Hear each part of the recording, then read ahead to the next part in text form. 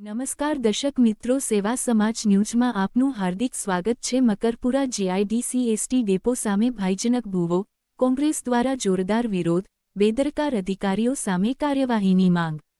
વડોદરા શહેરના મકરપુરા જીઆઈડીસી વિસ્તારમાં આવેલ એસટી બસ ડેપો સામે મુખ્ય માર્ગ પર અચાનક ભયજનક ભૂવો પડતા વિસ્તારના વેપારીઓ, મજૂરો અને રોજિંદા મુસાફરોમાં ભયનો માહોલ ફેલાયો છે।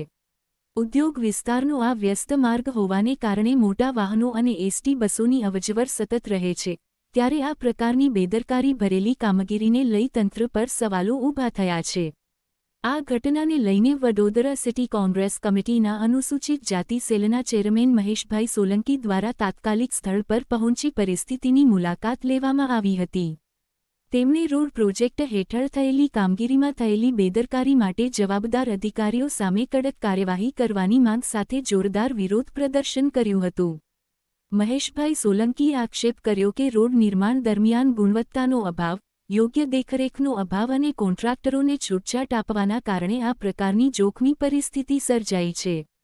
જો સમયસર સમારકામ નહીં થાય તો કોઈ મોટી દુર્ઘટના સર્જાઈ શકે છે, જેના માટે તંત્ર સંપૂર્ણપણે જવાબદાર રહેશે। વિરોધ દરમિયાન કોંગ્રેસ કાર્યકરો દ્વારા તંત્ર વિરુદ્ધ સૂત્રોચ્ચાર કરી રોડને તાત્કાલિક મજબૂત બનાવવાની અને જવાબદાર અધિકારીને સસ્પેન્ડ કરવાની માંગ ઉઠાવવામાં આવી હતી। સ્થાનિક નાગરિકોએ પણ જણાવ્યું કે છેલ્લા કેટલાય સમયથી માર્ગની સ્થિતિ નબળી હતી છતાં તંત્ર દ્વારા અવગણના કરવામાં આવી હતી।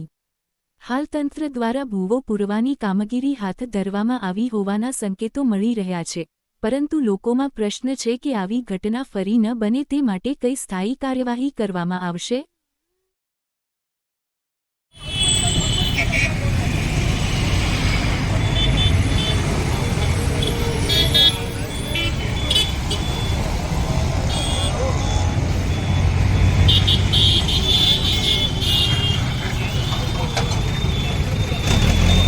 કમિશનરશ્રીને પણ જાણ કરવામાં આવશે કે વડોદરાની અંદર તમે જે પોલમ પોલ ચલાવી રહ્યા છો અને 5 વર્ષ સુધી ઊંઘી રહેલા આ કોર્પોરેટરો અને વહીવટી અમલદારો આજે 5 વર્ષના અંતે જ્યારે ચૂંટણી આવી હોય ત્યારે પ્રજાને ગુમરાહ કરવા માટે, પ્રજાના હકની વાતને દબાવવા માટે, પ્રજા માટે કામો કર્યા નથી એ ચોરી છુપાવવા માટે જ્યારે કાર્યવાહી કરવાની હોય ત્યારે એ દેખાડો કરવા માટે હમણાંની જ વાત છે કે આ ખાડો પૂરતાની સાથે તાત્કાલિક ઉપર પુરાણ કરવાનો જે પ્રયત્ન કરેલો છે, અહીંના વિભાગીય અધિકારી જે છે એમની સાથે વાત કરતા ખબર પડી કે આ રોડ પ્રોજેક્ટ દ્વારા કામ કરવામાં આવેલું છે અને રોડ પ્રોજેક્ટના લોકો જે છેતરપિંડી કરી રહ્યા છે, પ્રજાને છેતરવાની કોશિશ કરી રહ્યા છે, એનો ફક્ત ને ફક્ત એક જ ઉદ્દેશ છે, પોતાની દલાલી અને કટકી કૌભાંડ। એમાં પ્રજાનું જરા પણ વિચાર કરવામાં આવતો નથી। આવા અધિકારીઓને તાત્કાલિક સસ્પેન્ડ કરવાની મારી માંગણી છે અને આગળની કાર્યવાહી કરવા માટે કમિશનર સાહેબશ્રીને આ અંગે લેખિતમાં જાણકારી કરવામાં આવશે।